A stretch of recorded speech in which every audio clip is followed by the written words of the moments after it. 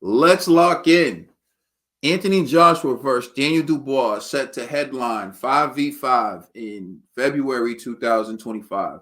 So we're going to take a look at a report and then we'll discuss it. So some news has broken. The source is Charlie Parsons, and basically His Excellency has revealed that the planned date for the Daniel Dubois versus Anthony Joshua rematch in Queensberry Matchroom 5 versus 5 rematch is February 22nd. He said they may have another show in May, and he wants to make Chris Eubank Jr. versus Conor Benn, which is what we were just discussing. So they may have another show in May, but His Excellency Turkey Al-Sheikh has said that they're planning a 5v5, which will be headlined by the rematch of Anthony Joshua versus Daniel Dubois in February. So the rematch is here.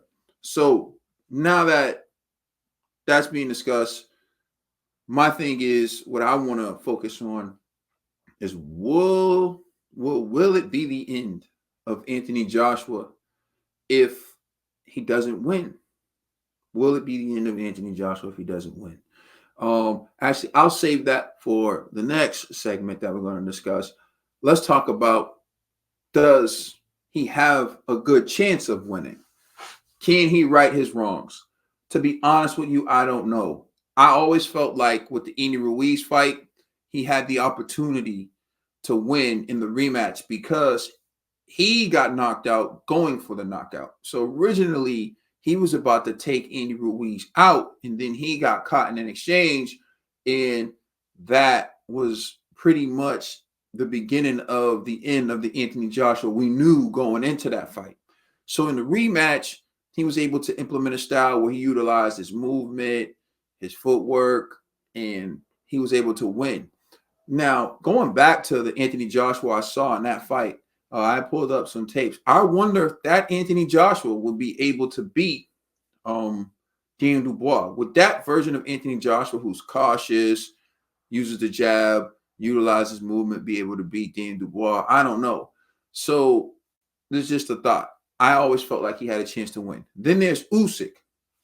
He lost the first fight to Usyk, and then in the immediate rematch, I thought, well, he would have a chance, and I picked him to win because I thought he would go in there and do what he did in the 10th round, not the 10th round, in the 9th round from the first round. But he still seemed to try to outwit Usyk and try to box with Usyk, and it's easier said than done, right? They're the ones in there, so I know that Usyk is taking away what they want to do, and so that's what the best boxers do. They take what you're trying to do. They don't allow you to do it, and they use your strategy against you. So Usyk was able to neutralize Anthony Joshua. I thought he had a better performance, but in the end, he still came up short.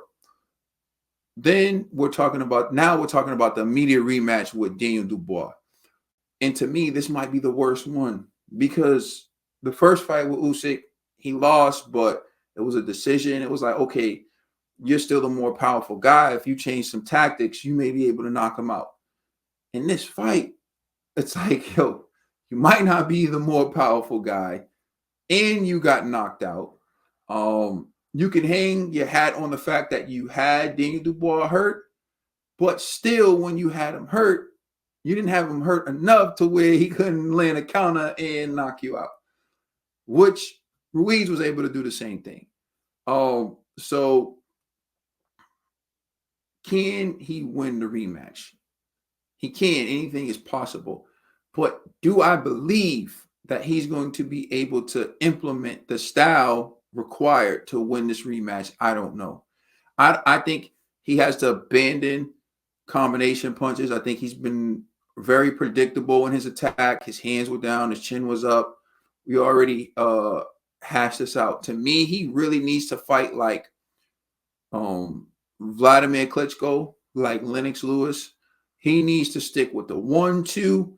He needs to avoid big shots. He needs to hold when Daniel Dubois gets close. He's not, I know he has some skill against some fighters. He's able to hit land uppercuts and do certain things, but against Daniel Dubois, who is proven to be able to get there first with his punches.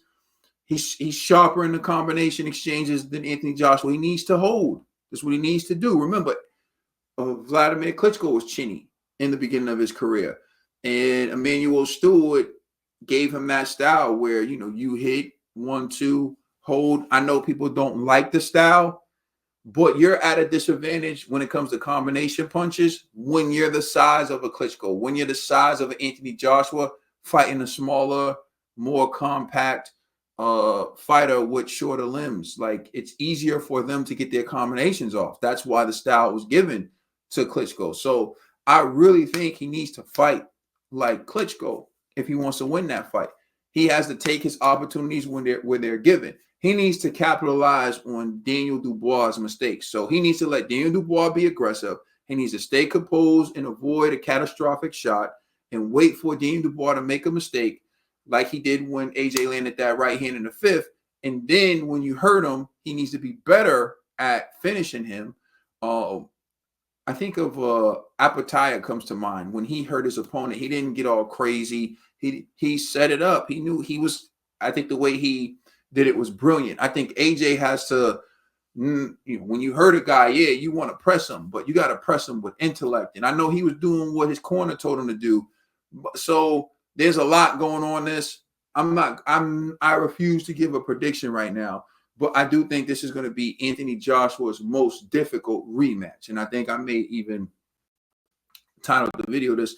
Let me know, do you think this will Daniel Dubois be Anthony Joshua's most difficult immediate rematch? Let me know what you think in the comment section. Like, share, subscribe. It's Caden. I'm out. Peace.